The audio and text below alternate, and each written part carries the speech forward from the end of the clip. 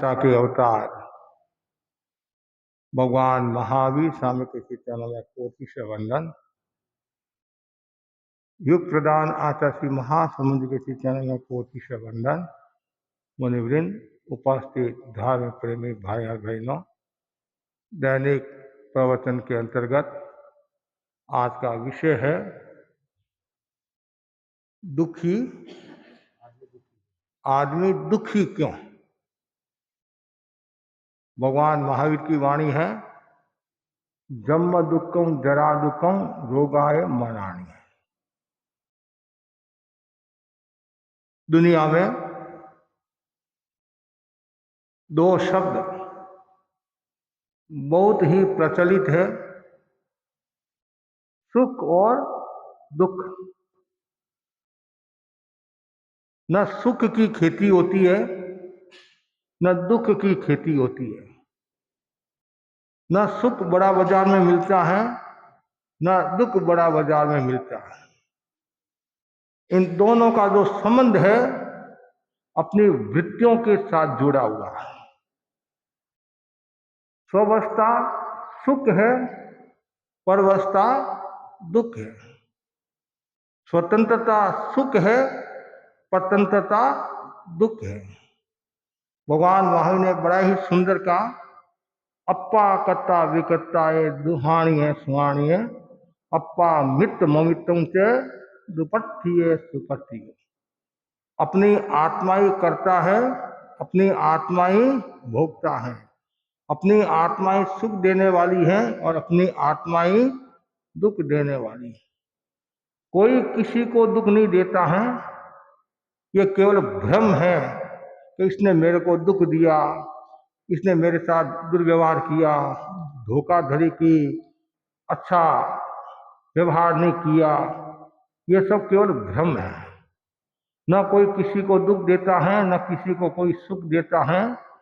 निमित्त हो सकता, सहयोग कोई कर सकता है, लेकिन मूल उपादान, दो शब्द है, उपादान और निमित्त।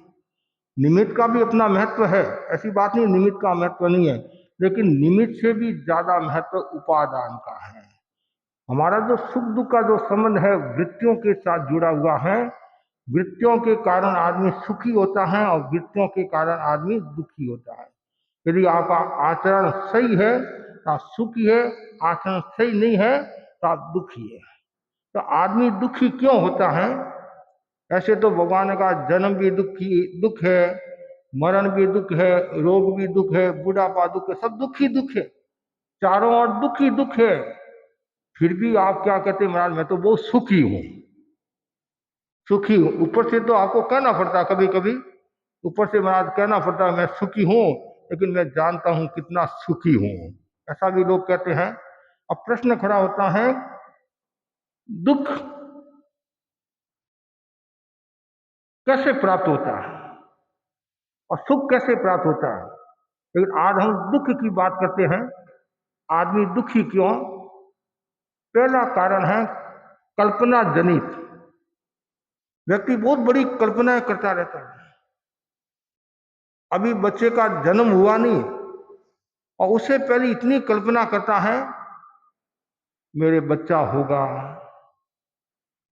फिर उसका मैं जन्मोत्सव मनाऊंगा, स्कूल भेजूंगा, फिर कॉलेज जाएगा, डिग्री प्राप्त करेगा, इंजीनियर बनेगा, अच्छी नौकरी लगेगी, और वही नौकरी भारत में नहीं अमेरिका में लगेगी, लंदन में लगेगी, और एक साथ में 10 करोड़ का पैकेज एक साल का। इतनी कल्पना करता। फिर मैं वो सुंदर बहू लाऊंगी, फिर उसके लड़का होगा, मेरे पोता होगा, फिर मेरे पड़पोता होगा, फिर सरपोता होगा। कितनी कल्पना, कितनी कल्पना, कितनी कल्पना करता रहता है। कुछ लोग कल्पना ही में जीते हैं। कभी कभी हमारे सामने भी लोग आते हैं, महाराज मेरी बहुत बड़ी योजना है, मैं बहुत बड़ा बिल्डर हूं और बहुत बड़ी बिल्डिंग बना रहा हूं, 108 तले की। कितनी? 108 तले की बिल्डिंग बना रहा हूं। पास में पूंजी, पूंजी तो नहीं है, पूंजी तो नहीं है, और अपने आप को बहुत बड़ा बिल्डर मानता है, ये मानता है, कल्पना करता रहता है। कल्पना, इस कल्पना के कारण व्यक्ति दुखी हो जाता है। इसलिए ज्ञानी जन कहते हैं कल्पना करो, कोई बात नहीं, अच्छी कल्पना करो, सत्य कल्पना करो, आत्मा के उत्थान की कल्पना करो, तब तो बात समझ में आती है। और ऐसी झूठी कल्पना करने से कुछ होने वाला नहीं है।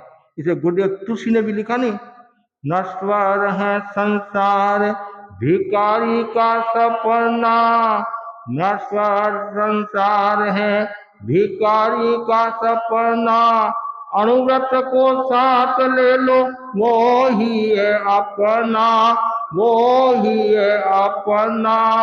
तुलसी सब रोगों की एक ही जड़ी, तुलसी सब रोगों की सजग बनो बीती जा रही घड़ी, सजग बनो बीती। वो भिखारी भी खूब सपना लेता है, अब परिणाम ये आया, सपना सपना में क्या होता है, सिर पर घड़ा था, और घड़ा नीचे गिर गया, और अंदर जो दूध आदि था वो चला गया। सपना सपना होता है, कल्पना कल्पना होती, कभी कभी सापेक्ष दृष्टि से। इसलिए ज्यादा कल्पना काम की नहीं है। ज्यादा कल्पना से व्यक्ति दुखी हो जाता है। पत्नी ने अपने पति से कहा मेरे भैंस आएगी, गाएगी, जो मड़ई होगी वो मेरे पियर भेजूंगी, और पहले भैंस तो आने दे। और बस वो कल्पना कल्पना में कभी कभी जाट और जाटनी लड़ाई भी कर लेते हैं, और घमासान हो जाता है, और दोनों जेल भी चले जाते हैं। ये कल्पना जनित दुख। दूसरा बताया है अभाव जनित दुख। किसी के पास में खाने के लिए रोटी नहीं है, पीने के लिए पानी नहीं है, रहने के लिए मकान नहीं है, साधन नहीं है, वो अभाव में जी रहा है, तो आदमी दुखी हो जाता है। कभी कभी देखते भी हम, आदमी के पास कुछ नहीं है, वो इतना दुखी हो जाता है, इतना दुखी हो जाता है, और कभी कभी तो वो आत्महत्या भी कर लेता है, निराशा में आ जाता है, हताशा में आ जाता है, आत्महत्या कर लेता है। और ऐसा भी कहा जाता है अभाव में स्वभाव बिगड़ता है, अभाव में स्वभाव बिगड़ता है। जब आदमी के पास कुछ नहीं है तो वो चोरी भी करता है, झूठ भी बोलता है, डाका भी डालता है, कुछ भी करता है, तो अभाव जनित दुख। तीसरा बताया वियोग जनित, किसी का वियोग हो जाता है, घर में कोई छोटी मौत में कोई गुजर जाता है, अचानक कोई दुर्घटना घट जाती है, या और कोई नुकसान हो जाता है, तो आर्त ध्यान करते हैं। जब हमारे यहाँ कोई लोग दर्शन करने के लिए आते हैं किसी की मृत्यु के बाद में, तो हम उनको कहते हैं भाई आर्त ध्यान मत करना, पुरोरियों को प्रश्रय मत देना, आर्त ध्यान मत करना, गुरु के दर्शन करना। तो कोई वियोग होता है तब आदमी को दुख होता है, पीड़ा होती है। इसमें कभी कभी ऐसा भी होता है कोई आपको छोड़कर जा रहा है तो भी वियोग हुआ और दुख हो गया। मतलब जैसे आपका लड़का 2 साल के लिए 3 साल के लिए पढ़ने के लिए बाहर जा रहा है, उसके साथ में आपका इतना गहरा संबंध है, घनिष्ठ संबंध है, उसके बिना 2 मिनट नहीं रह सकते हैं। तो अब वो पढ़ने के लिए जा रहा है, माँ यहाँ रोती है, रोती रहती है, रोती रहती है, रोती रहती, क्यों? वियोग हो गया। 2 साल के लिए 1 साल के लिए वियोग हो गया। कभी कभी ये देखते हैं गाय और बछड़ा का, बछड़ा और गाय यदि चली जाती है, बछड़ा दूर हो जाता है, तो वो बछड़ा कैसे ही हो जाता है, और वो माँ भी कैसी हो जाती है। हम सौराष्ट्र की नहीं महाराष्ट्र की यात्रा में थे, एक जगह हम रुके हुए थे, बकरे खूब थे, तो कसाई बकरा लेने के लिए आया और सौदा हुआ, और बकरे को लेकर गया वो। माँ चिल्ला रही है, वो भी चिल्ला रहा, क्यों? वियोग हो रहा, वियोग हो रहा, वियोग हो रहा है। और योग ऐसा हुआ, कोई सौदा पक्का नहीं हुआ होगा, कोई काम जमा नहीं होगा, तो वापस बकरे को छोड़ा, वो भागता भागता आया, माँ के पास में आया, तब जाकर उसको शांति मिली। तो वियोग होता है तभी दुख होता है, चाहे छोटा बच्चा हो चाहे बड़ा हो, कोई भी हो। कभी कभी ऐसा भी सुनने में आता है 7 पीढ़ी के बाद में घर में लड़का हुआ, 2 साल का हुआ, और दुर्घटना का शिकार हो गया, मृत्यु को प्राप्त हो गया, तो उसमें कितनी वेदना होती है, कितना दुख होता है। ये वियोग जनित, खाली व्यक्ति की बात नहीं है, वस्तु भी आपकी चली जाती है तो भी कितना दुख होता है। जैसे आपकी घड़ी है, वर्षों से आपके पास में घड़ी है और वो गुम होगी, जब तक वो नहीं मिलती है तब तक आपको शांति नहीं। और कभी कभी इतना गुस्सा आता है, वो गुस्सा परिवार के ऊपर भी निकालने लग जाते हैं, बहू के ऊपर, बेटे के ऊपर। कभी कभी इतना गुस्सा आ जाता है भीत से बछीरा भी लेने लग जाते हैं, इतना दुख मतलब इतना दुख होता है, इतनी पीड़ा होती है, मेरी चीज चली गई वियोग, और उसको मिलती है तब जाकर उसको शांति मिलती है। तो वियोग जनित, उसके बाद में बताया गया है परिस्थिति जनित। कभी कभी परिस्थिति को लेकर भी दुख हो जाता है। ऐसी परिस्थिति होगी और आपको कुछ कहना पड़ा और उसके कारण दुख हो गया, या घर में कोई ऐसी बात होगी जिसके कारण दुख हो गया, या सासू ने कुछ कह दिया, बहू ने कुछ कह दिया, बेटे ने कुछ कह दिया, बाप ने कुछ कह दिया, परिस्थितिवश कोई ऐसी बात थी जिसके कारण आपको दुख हो गया, पीड़ा होगी, कष्ट होगी, हो गया। तो ये चार कारण मुख्य, ऐसे तो बहुत कारण है। ये कल्पना जनित, ये कल्पना जनित, अभाव जनित, वियोग जनित और परिस्थिति जनित, ये चार। अब आंतरिक कारण भी है, आंतरिक कारण से भी व्यक्ति को दुख होता है। उदाहरण के लिए पहले तो हम मुख्य तीन कारणों की चर्चा करते हैं, आंतरिक को छोड़ते हैं। तीन मुख्य कारण हैं दुख के। पहला है प्रतिस्पर्धा। प्रतिस्पर्धा के कारण भी व्यक्ति को दुख होता है। दो बिल्डर है, तो बिल्डर के बीच में प्रतिस्पर्धा होगी, या दो दुकानदार, एक ही चीज की दुकान है, दोनों के साड़ी की दुकान है, दोनों पड़ोसी है, दोनों पास में दुकान है, इतनी प्रतिस्पर्धा। उस प्रतिस्पर्धा में कभी कभी घर की पूंजी को भी गंवा देते हैं। तो इसको डाउन करना है। 50 रुपए की साड़ी है और आप जानते हैं मैं यदि 45 में दूंगा मेरा नुकसान है, पड़ोसी को डाउन करने के लिए आप 45 में दे देते हैं, कोई बात नहीं, लाख रुपए का मैं नुकसान भोग लूंगा। ये प्रतिस्पर्धा के कारण व्यक्ति दुखी होता है। यदि स्वस्थ प्रतिस्पर्धा हो तब तो कोई प्रॉब्लम नहीं है। अस्वस्थ प्रतिस्पर्धा होती है, एक दूसरे को नीचे दिखाने की प्रतिस्पर्धा होती है, तो खुद का भी नुकसान होता है और कभी कभी सामने वाले व्यक्ति का भी नुकसान होता है। तो प्रतिस्पर्धा को लेकर भी व्यक्ति दुखी हो जाता है। और उसका प्रतिष्ठा, प्रतिष्ठा को लेकर भी, मेरी मतलब गांव में प्रतिष्ठा है, और कोई 19-21 बात हो जाती है तो भी वो सहन नहीं करता और दुखी हो जाता है। कभी कभी देखते हैं वो घर में दर्शन देने के लिए जाते हैं कि भाई आज उदास कैसे, मैं क्या करूं, इस मेरे नालायक लड़के ने मेरी प्रतिष्ठा को धूमिल कर दिया। प्रतिष्ठा को, मेरा गांव में इतनी मेरी इज्जत है और इतने शेर बाजार में मुझे साफ कर दिया, ये कर दिया, वो कर दिया, अब मैं मुंह कैसे दिखाऊंगा, ये कैसे दिखाऊंगा। तो ये प्रतिष्ठा का प्रश्न आ जाता है। धार्मिक क्षेत्र में भी हो सकता है, सामाजिक क्षेत्र में भी हो सकता है, पारिवारिक क्षेत्र में भी हो सकता है, किसी भी क्षेत्र में ये प्रतिष्ठा का प्रश्न आता है और आदमी दुखी हो जाता है। तीसरा जो कारण बताया है प्रदर्शन, प्रदर्शन के कारण भी आदमी दुखी हो जाता है। इतना दुखी हो जाता है, दर्शन में दुखी नहीं होता है, प्रदर्शन में दुखी होता है। दर्शन में तो सुखी होता है, निर्दर्शन में सुखी होता है। वो आपके पास में टाइम नहीं है, वो आपके पास में टाइम नहीं है, निर्दर्शन के लिए भी टाइम नहीं है, दर्शन के लिए भी टाइम नहीं है, निरीक्षण के लिए भी टाइम नहीं है, प्रदर्शन के लिए टाइम है। कभी कभी भाई ने मुझे बताया, महाराज कभी आप व्याख्यान में फरमाओ विवाह शादी में कितना प्रदर्शन हो रहा है। तो सामान्य और मध्यम लोग हैं वो बेचारे मारे जा रहे हैं, मारे जा रहे हैं, और वो मारे जा रहे, वो खुद ही अपने पैरों पर कुल्हाड़ी मारे हैं। अब बड़ों को क्यों देखते हैं, बड़ों को क्यों देखते हैं? मनुष्य का स्वभाव क्या है, वो ऊंचा देखता है, और ऊंचा देखेगा तो ठोकर लगेगी, खड्डे में गिरेगा। यदि नीचा देखेगा तो कोई प्रॉब्लम नहीं है। पहाड़ के ऊपर कोई खड़ा है व्यक्ति, पहाड़ के ऊपर खड़ा है, तो नीचे देखोगे तो उसको छोटा ही दिखेगा, नहीं छोटा ही दिखेगा। लेकिन हम ऐसा क्यों करें, दूसरों को क्यों देखे, घर बार दिवाली क्यों करें?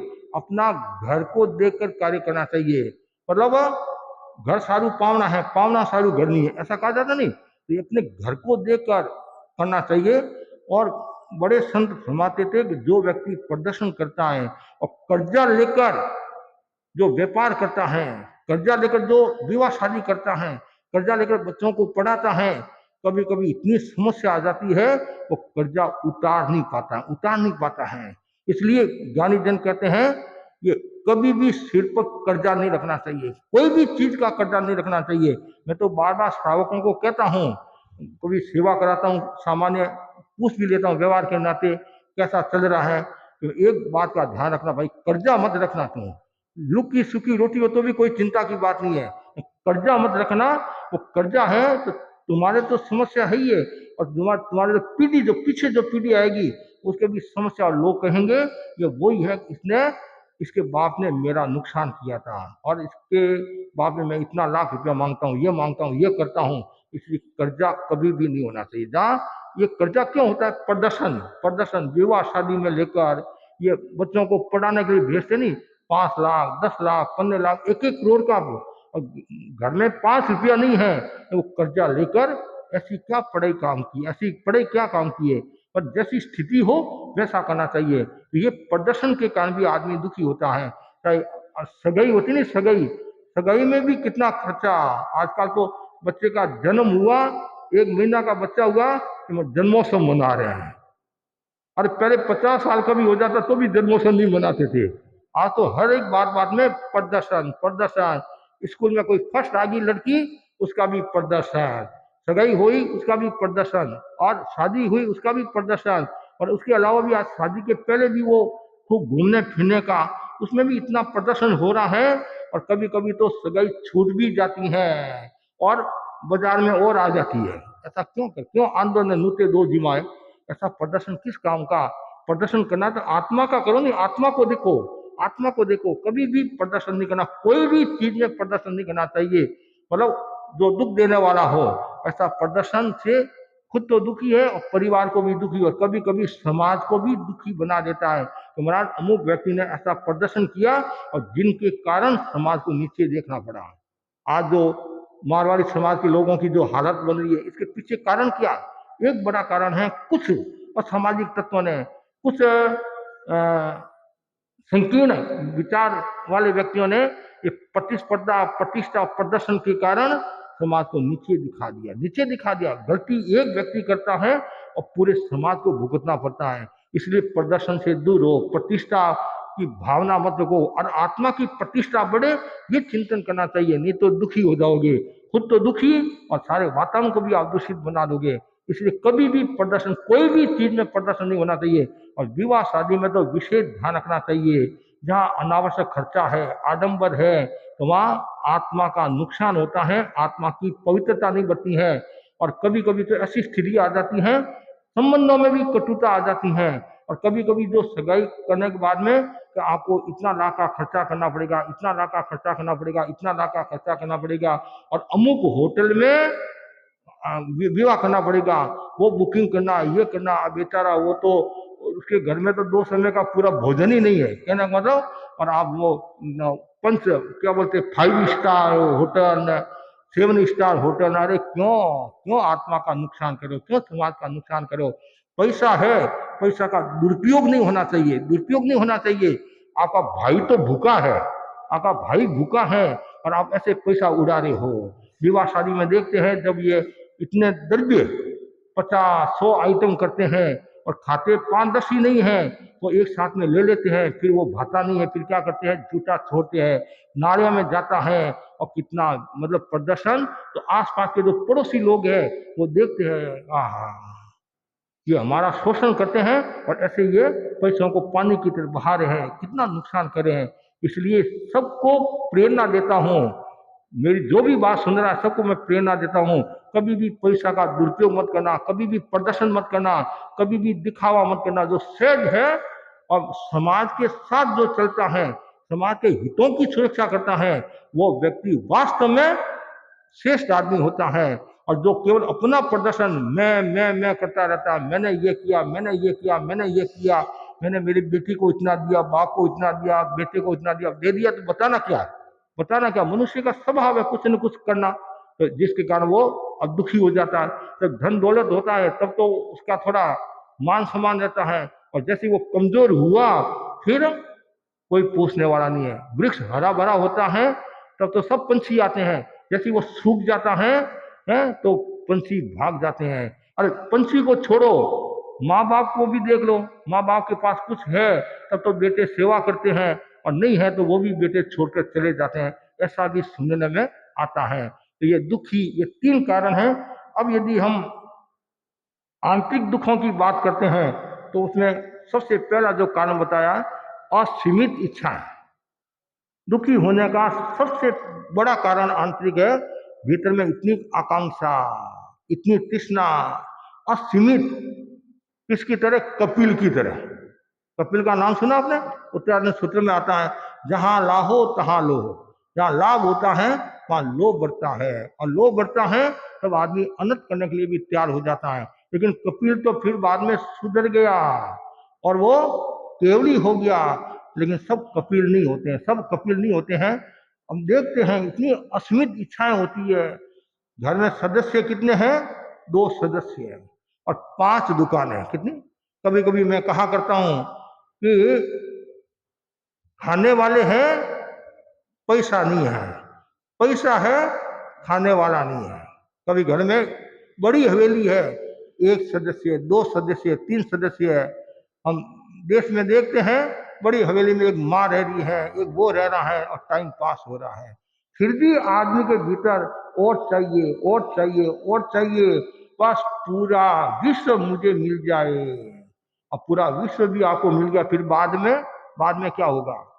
वो सिकंदर का आता नहीं, सिकंदर का, वो क्या बोला लास्ट में? क्या बोला? दोनों हाथ कपन से बाहर रखना कि सिकंदर जैसा महायोद्धा भी अकेला आया और अकेला ही जा रहा है। इसलिए ध्यान रखो। ठीक है, आप सामाजिक प्राणी हो, परिवार के लिए आपको करना पड़ता है, समाज के लिए भी करना पड़ता है, एक सीमा था। एक भाई को भी मैंने देखा, बताया मेरे को, महाराज अब मैं परिवार का कुछ नहीं करता हूँ। ठीक है, मेरे बेटे थे, मैंने कर दिया उनका सगाई सपन कर दिया, सब कुछ कर दिया। अब पोता का तो उसका बाप देखेगा, मैं कब तक देखूंगा? अब मैं भी तो मेरी धर्म आराधना करूं, मैं भी मेरी आत्मा का उत्थान करूं। खाली समाज समाज का ही करता रहूंगा, ये सब कर्म बंधन का ही करता रहूंगा। और कुछ लोगों को इंटरेस्ट भी आता है, सगाई सपन कराने में इंटरेस्ट भी आता है, इंटरेस्ट भी आता है। लेकिन वो कर्मों का बंधन कितना होता है? कर्मों का कल कोई 19-21 निकल जाए कि किसने कराया, अमुक ने कराया, अमुक ने कराया। इनसे अच्छा है आत्मा की चिंता करो, आत्मा की चिंता करो। ठीक है, परिवार की एक अलग बात है, उसमें भी एक समय आने के बाद में व्यक्ति को प्रवृत्ति से निवृत्ति की ओर बढ़ना चाहिए, मतलब असत्य से सत्य की ओर बढ़ना चाहिए। अब मेरा समय आ गया है, मुझे आत्मा का कल्याण करना, आत्मा का, इसलिए कोई प्रकार की इच्छा भी नहीं रखना। संत कौन होता है? जिसने इच्छाओं का कर दिया अंत, वह है संत। कितनी गहरी बात बता दी, छोटी सी एक परिभाषा दे दी। जिसके कोई चाह नहीं है, जिसके कोई चाह नहीं है, उसको मुक्ति की राह मिल जाती है, मुक्ति की राह मिल जाती है। और चाह रखना है तो केवल मोक्ष की चाह रखो, मतलब कर्म क्षय की चाह रखो, और कोई चाह नहीं रखना, कर्म क्षय की चाह रखो। असीमित इच्छा वाला व्यक्ति दुखी हो जाता है। उसके बाद में बताया गया है आसक्ति का बंधन, पदार्थ के प्रति आसक्ति है, वस्तु है, जैसे वियोग होता नहीं, वैसे ही हम कह सकते हैं कोई चीज के प्रति आसक्ति है, खाने में आसक्ति है। उदाहरण के लिए भिंडी का साग आपको परोसा गया और आप भिंडी के साग से बहुत लगाव रखते हो, रोजाना 3 चपाती खाते हो। आज भिंडी का साग है भरमी, पूरी फुल मन मिर्चा से भरी हुई होती है, और आने दो, और आने दो, और आने दो।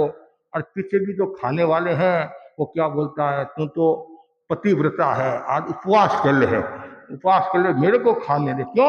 उस भिंडी के प्रति इतनी आसक्ति है। किसी को भिंडी के प्रति होती है, किसी को पोहा के प्रति, किसी के प्रति आसक्ति होती है, किसी को शरीर के प्रति आसक्ति होती है, किसी को परिवार के प्रति आसक्ति होती है। ये आसक्ति का बंधन बहुत गहरा होता है, और इसके कारण व्यक्ति आत्मा का उत्थान नहीं कर सकता है, आत्मा का विकास नहीं कर सकता है, नहीं वो शिखर की यात्रा कर सकता है। शिखर की यात्रा करना है, अंतर यात्रा करना है, तो अनासक्ति की ओर बढ़ना पड़ेगा। और आसक्ति रखोगे तो फिर आदमी दुखी हो जाएगा। अब घर में बकरी है, एग्जाम्पल के लिए, अब बकरी का स्वर्गवास हो गया, बकरी मर गई, और उस बकरी के प्रति इतनी आसक्ति थी, अब आप रोने लगे, रोने लगे, रोने लगे। तो ज्ञानी जन कहते हैं कि घर में रहते हुए भी अलगाव की साधना करो, निर्ममत्व की साधना करो, अनासक्ति की साधना करो, तो आप सुखी रहोगे, नहीं तो दुखी हो जाओगे। छोटी छोटी बात में यदि आप आसक्ति रखोगे तो कभी कभी है आपके पैरों के जूते हैं, पैरों के जूते, और दूसरे ने किसी ने पहन लिए, इतने भी आपको गुस्सा आ जाता है और आप दुखी हो जाते हैं, मेरी ये नए जूते हैं, ये इसने पहन लिए, अरे वो भी तो तुम्हारा भाई है, पहन लिया तो क्या फर्क पड़ा? तो वो आसक्ति है। कोई कपड़े का हाथ भी लगा देता नहीं, अब नया कपड़ा पहन कर आए हैं, नई साड़ी पहन कर आए हैं, 50,000 वाला वेस्ट पहन कर आए, कलकत्ता वाला वेस्ट पहन कर आए आप हैं, वेस्ट पहन कर किसी ने हाथ लगा दिया, इतने मेरे आंखें लाल हो जाती हैं और दुखी हो जाते हैं। ओहो, अब बोल तो सकते नहीं है कि बड़ी बोल तो सकते नहीं है, और मन में गुस्सा आ रहा है और दुखी हो गए, दुखी हो गए। तो इसलिए ये सब ध्यान में आसक्ति, कोई भी चीज के प्रति आसक्ति नहीं रखना। उसके बाद में अज्ञान, अज्ञान के कारण भी व्यक्ति दुखी हो जाता है। ज्ञान का अभाव होता है तब दुखी हो जाता है। कभी कभी अधूरी बात पर भी आदमी दुखी हो जाता है, पूरी बात का ज्ञान नहीं होता है, या पूरी बात आप नहीं कहते हैं तो भी समस्या हो जाती है। इसलिए एक छोटी सी बात भी आती है कि बच्चा स्कूल गया, स्टूल पर बैठा और उसको कोई चीज मिली नहीं तो सर मेरी घरवाली खो गई है। क्या बोला? सर मेरी घरवाली खो गई है। उसको मिली नहीं, बेचारा इधर उधर देखा, मिली, घरवाली खो गई है। तो बच्चे सब हंसने लगे, टीचर भी हंसने लगे, और फिर वापिस ने कहा मेरी तो घरवाली गुम होगी और फिर आपको हंसना आ रहा है, आप मेरा सहयोग तो नहीं करते हैं। तब टीचर ने कहा तू तो कुंवारा है, घरवाली कहाँ से आई, तुम्हारी तो अभी शादी हुई नहीं है। और नहीं, मेरी घरवाली पेंसिल कहाँ है।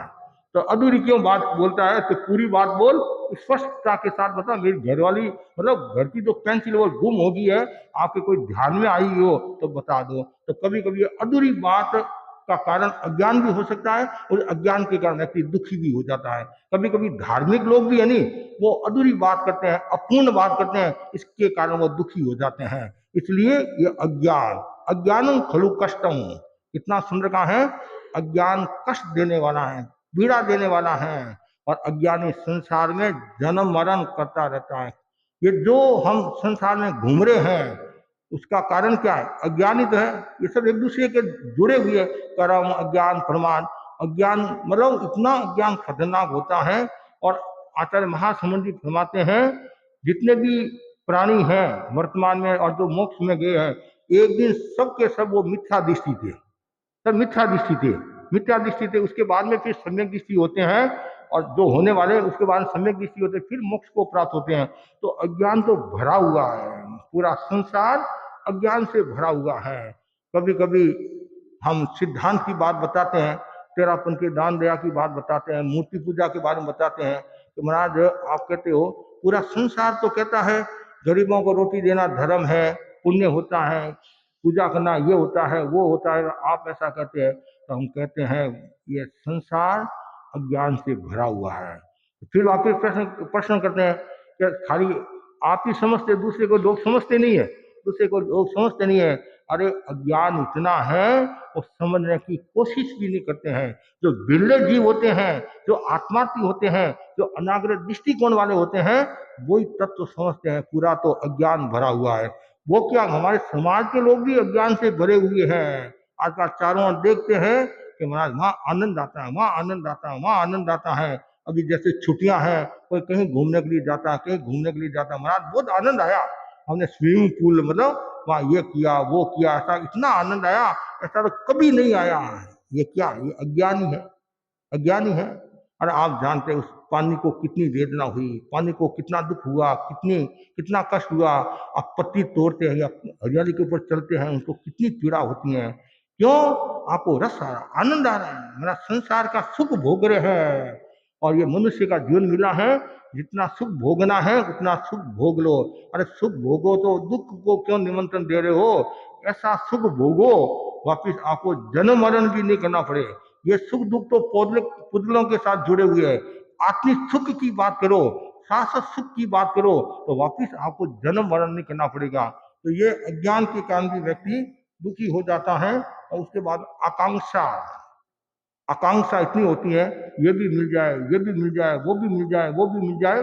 जैसे हमारे 5 आश्रम है, मिथ्यात्व, अवरत, प्रमाद, कषाय और योग, शुभ योग अशुभ योग, इनके कारण व्यक्ति दुखी होता है। मिथ्यात्व के कारण दुखी होता है। तो मिथ्यात्व कह दो, गलत धारणा कह दो, गलत धारणा कह दो। तो और दूसरी बात है अवरत कह दो, आकांक्षा कह दो। अवरत और आकांक्षा एक ही बात है। अवरत मतलब क्या, खुला हुआ नहीं, और त्याग भाव हुआ। तो हम आपको बार बार कहते हैं, और आप क्या कहते हैं, महाराज मेरे तो कोई चीज काम में नहीं आती है, त्याग है, त्याग तो नहीं है। तो फिर धर्म का हुआ, धर्म का हुआ। कभी भी तुम्हारे मन में वो आकांक्षा आ सकती है कि मैं लंदन में जाकर लंदन का जो पानी है उस पानी से स्नान करूं। अब आप कभी लंदन जाने वाले नहीं हो, है, फिर भी वो आकांक्षा, उस आकांक्षा का पाप लग रहा है। इसलिए त्याग करना चाहिए, 12 व्रत स्वीकार करना चाहिए, 5 महाव्रत स्वीकार करना चाहिए, जिससे आपके भीतर जो अव्रत का है, आकांक्षा का जो रोग है, दोष है, वो मिट जाएगा और आप सुखी हो जाओगे। तो आकांक्षा नहीं रखना, जो सहज जो मिला संतुष्टि, जिनको बोलते नहीं, 2 फुलके मिले उसमें भी संतुष्टि, नहीं मिला तो भी संतुष्टि। अरे मैंने तो दीक्षा ली, मैंने सुना यहाँ मौज ही मौज है, मोजा मिलता है, पिस्ता मिलता है, काजू मिलते हैं, बादाम की कतली मिलती है, दाल का सीरा मिलता है, बादाम का सीरा मिलता है, आइसक्रीम मिलती है, और तरह तरह के बिस्कुट मिलते हैं। कौन से बिस्कुट मिलते हैं वो? ओलिया, ओलिया बोलते हैं। हाँ, हर तरह तरह के बिस्कुट मिलते हैं, ये मिलते हैं, और दीक्षा ली, मेरे को तो कुछ मिला ही नहीं, कुछ मिला ही नहीं है। इसलिए दीक्षा नहीं लेना है। किस लिए दीक्षा लेना है? आत्मा के उत्थान के लिए दीक्षा लेना। कभी घी घना, कभी मुठ में चना। संत है, कभी हवेली में भी रहते हैं, कभी झोपड़ी में भी रहते, झोपड़ी में भी रहते हैं, कभी महल में भी रहते हैं, कभी फुटपाथ पर, मतलब वृक्ष के नीचे भी, कभी कभी वृक्ष के नीचे भी रहना पड़ता है। गुड्डे तुलसी को वृक्ष के नीचे भी रहना पड़ा। एक बार हम भी 3-4 घंटा के लिए वृक्ष के नीचे रहना पड़ा, हमारे को भी रहना पड़ा। होता है उस समय, आनंद आता है। यही तो साधना है, यही तो साधना है। खाली माल ही माल खाएंगे और फिर मार पड़ेगी तब मुश्किल हो जाएगा, तब मुश्किल हो जाएगा। इसलिए हर परिस्थिति में अपने आप को संतुष्टि रखना चाहिए, और कोई आकांक्षा नहीं, कोई आकांक्षा नहीं, बस केवल आत्मा की आराधना, आराधना।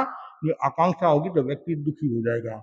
उसके बाद में फिर और भी अनेक कारण है, व्यवहारिक कारण है। अशिक्षा, ज्ञान नहीं होता है तो भी दुखी हो जाता है। बेरोजगारी, पास में धन नहीं होता है तो भी दुखी हो जाता है। फिर हताशा, हीनता, तनाव, इन सब के कारण व्यक्ति दुखी हो जाता है। उसका परिणाम फिर क्या आता है? वो चिंता में रहता है, तनाव में रहता है, और फिर अनेक प्रकार की बीमारियों को निमंत्रण दे देता है। कभी कभी तो आदमी जानबूझकर दुखी हो जाता है। आदमी दुखी क्यों? तो पड़ोसी सुखी क्यों। आदमी दुखी क्यों? पड़ोसी सुखी क्यों? अरे पड़ोसी सुखी है तो तुम्हारे सुख दुख में पड़ोसी काम आएगा। उसके घर में यदि भैंस है तो कम से कम छाछ तो मिलेगी कड़ी बनाने के लिए। नहीं नहीं, सुबह वो बिलोना होता नहीं, बिलोना, जैसे छाती में धमेरा बाजे है, तो वैसा दुख होता है, पीड़ा होती है। हे भगवान, उसकी भैंस मर जाए, हम दोनों एक शरीकी हो जाए। ये आदमी का व्यवहार है, वृत्ति है, इसके कारण आदमी दुखी हो जाता है। इसलिए कभी भी ये मन में भावना नहीं भानी चाहिए। और यदि व्यक्ति ऐसी भावना भाता है तो खुद तो दुखी होता है, दूसरों को भी दुखी बना देता है। ये इतने कारण हैं। और साथ में मोह कर्म, मुख्य कारण कर्म है, कर्मोदय होता है। कभी कभी कर्म उदय में आते हैं तब आदमी दुखी हो जाता है। लेकिन ज्ञानी जन क्या सोचते हैं कि भाई मैंने कर्म किए, वो मुझे ही भोगने हैं। दक्ष कुमार मुनि का उदाहरण ले लो, उनके कर्म उदय में आए कितने, 99 लाख भावों के बाद कर्म उदय में आए, कितने 99 लाख हैं। और फिर वो क्या सोचते हैं कि मैंने जो कर्म किए वो मुझे भोगनी है, और यदि मैं अब गुस्सा करूंगा तो वापिस मुझे जन्म मरण करना पड़ेगा। मैंने भगवान को आश्वासन दिया है, भगवान से कहा मुझे ऐसा रास्ता बताओ आज ही मेरा कल्याण हो जाए। तो ये दुख में सुख ढूंढना, दुख में सुख ढूंढता है वो सुखी है, और सुख में जो दुख ढूंढता है वो दुखी हो जाता है। अभाव में स्वभाव, स्वभाव में अभाव। कुछ लोग ऐसे हैं, थोड़ा है तो भी क्या करें महाराज, बहुत है, बहुत है, बहुत है महाराज। अरे तुम्हारे पास कुछ नहीं है कि महाराज, परिग्रह कम सुखी हूँ, पति लेखना कम करनी पड़ेगी। कभी हमारे साधुओं के पास कम सामग्री होती है कि महाराज तो आपके पास कुछ नहीं है। अरे भाई, उपकरण थोड़े हैं तो कम से कम पलेवना में सुविधा रहेगी, कम पलेवना करनी पड़ेगी, और स्वाध्याय ज्यादा होगा, धर्म ज्ञान ज्यादा होगा। इसलिए साधु के लिए शब्द आता है पलिमंतु, पलिमंतु शब्द आता है। वो क्यों? ज्यादा सामग्री होती है तो बार बार क्या होता है, उसको देखना पड़ता है। जीव जंतु है, कभी कुंथुआ पड़ जाते हैं, वो पड़ जाता है। इसलिए थोड़ी सामग्री होती है तो पलेवना कम करनी पड़ती है, तो साधना अच्छी होगी। इसलिए आदमी को ऐसा सोचना, नेगेटिव में पॉजिटिव, पॉजिटिव में नेगेटिव, है नहीं। मतलब अभाव में स्वभाव नहीं, हमारे पास बहुत है, बहुत है, बहुत है, मतलब और क्या चाहिए मुझे, क्या चाहिए, मेरे 2 हाथ है, 2 पाँव है, और चाहिए क्या। तो लोग कहते हैं बेचारा गरीब है, इसके पास कुछ नहीं। वो कहते मैं गरीब हूं ही नहीं, मेरे पास में कितना है, बहुत है, मेरे 2 मेरे हाथ है, 2 मेरे पैर। कहते सेवक हमारे 4 है, 2 हाथ 2 पाँव, दिन रात सेवा करे, धूप गिने न छाव। कितना सुंदर है। तुम क्यों दुखी बने? कभी दुखी नहीं बना, हमेशा सुखी रहना।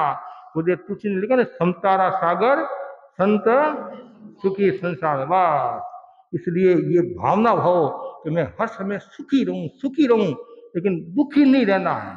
यदि आप दुखी नहीं हैं, देखो कितनी गहरी बात बताई है, आपने दुख का कोई काम नहीं किया है तो सुखी हो गया, और सुख का भी आपने कोई काम नहीं किया और दुख को आगे नहीं आने दिया तो भी आप सुखी हो जाओगे, है नहीं? पुण्य और पाप की बात नहीं, आपने पाप पुण्य नहीं किया और पाप को घटाते गए तो आत्मा का कल्याण हो जाएगा। इसलिए ये ध्यान रखो कि मेरे मन में हमेशा दुख से निवृत्ति की ओर बढ़ूं, ये भावना भाव, दुख मेरे पास नहीं आए और आ जाए उसको मैं क्षमता के साथ सहन करूं। और दुख क्या है, दुख क्यों पैदा होता है, दुख के कारण, आंतरिक कारण, बाह्य कारण, उसका परिणाम, इन सबको समझना चाहिए। और जो समझ जाता है तो वो आगे बढ़ जाता है, और जो नहीं समझता है तो वो कभी कभी दुख को प्राप्त हो जाता है, और कभी कभी आप शिकार हो जाते हो, दूसरों के शिकार भी हो जाते हो।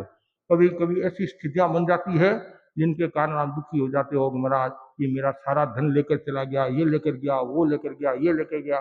ये सोचो धन किसका है, मेरा तो है ही नहीं है।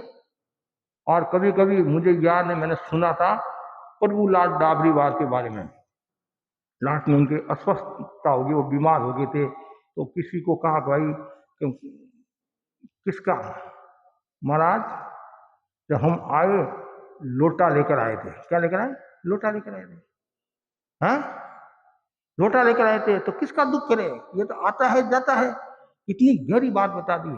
आप भी देश से यहाँ आए, क्या लेकर आए, कुछ लोग कोई धन माल लेकर आए होंगे, कुछ लोग समझ लो, बाकी तो ज्यादा आकर नौकरी की नहीं, नौकरी की फिर बाद में व्यापार किया। तो ये जीवन है, धूप और छाव है, कभी सुख और कभी दुख आता रहता है।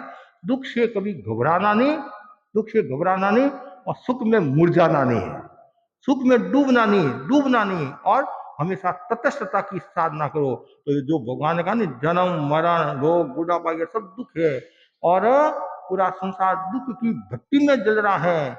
उसे निजात पाने का एकमात्र जो साधन बताया है वो धर्म है। अब धर्म की साधना करते जाओ और आप सुखी हो जाओगे, और अधर्म करोगे तो दुखी हो जाओगे। हिंसा भोग असत्य में डूबे हुए हैं, दुराचार में डूबे हुए हैं, बेईमानी में डूबे हुए हैं, दूसरों को तकलीफ में डूबे हुए हैं, तो खुद तो दुखी, और कभी कभी ऐसा सोचते हैं मैं बहुत दुखी हूँ, सुखी हूँ, मैंने इसको पछाड़ दिया, अब ये जिंदगी भर तक मुझे याद करेगा। लेकिन भीतर में आत्मा रोती है, भीतर में आत्मा रोती है। बाहर तो आप बोलते हैं, लेकिन कर्म किसी को छोड़ते नहीं है, कर्म किसी को छोड़ते नहीं है। इसलिए सावधानी रखो, मैं दुखी नहीं बनूं। और आदमी दुखी क्यों होता है, इसके कारण बताए तो बस आप लोगों को भी कहना चाहूंगा, दुख से मुक्ति पाना है, जप तप ध्यान स्वाध्याय आदि करते रहो। कभी दुख मुक्ति के उपाय है, कभी विषय होगा तो उसके बारे में भी समूह से बताने का भाव रखता हूँ। दुखी क्यों होता है, दुख क्या है उसके बारे में बताया, मनुष्य दुखी क्यों होता है, अपनी वृत्तियों से ही व्यक्ति दुखी होता है, और किसी अपनी वृत्तियों के कारण ही दुखी होता है। आप वृत्तियों बदल दो, चिंतन बदल दो, अपना व्यवहार बदल दो, सुखी हो जाओगे। कभी कभी तुम्हारा मेरी बहू है, बेटा ऐसा है, और तुम उसकी ओर ध्यान देता है, तुम खुद अपनी ओर ध्यान देनी, उसको सुधारने की बजाय अपने आप को सुधार दे, अपने आप को बदल दे, तो तुम सुखी हो जाएगी। पर सुधरे व्यक्ति समाज व्यक्ति से राष्ट्र स्वयं सुधरेगा। और कभी कभी लोग कहते नहीं युग सुधरेगा हम सुधरेंगे, कहते नहीं युग सुधरेगा हम सुधरेंगे, वो तो आगे की बात है। तू तेरे को सुधार दे, तेरे को सुधार दे तो तू तो सुखी होगा, तो पूरा समाज भी सुखी हो जाएगा, क्या नहीं? एक व्यक्ति यदि सुखी है तो पूरा समाज भी सुखी हो जाएगा। क्यों? अरे ये सुखी है, मैं भी सुखी, मैं भी बूंद की पवित्रता, समुद्र की पवित्रता। दूसरों को बदलने की बजाय अपने आप को बदल दो तो आप सुखी हो जाओगे। इसी आशा के साथ ओम।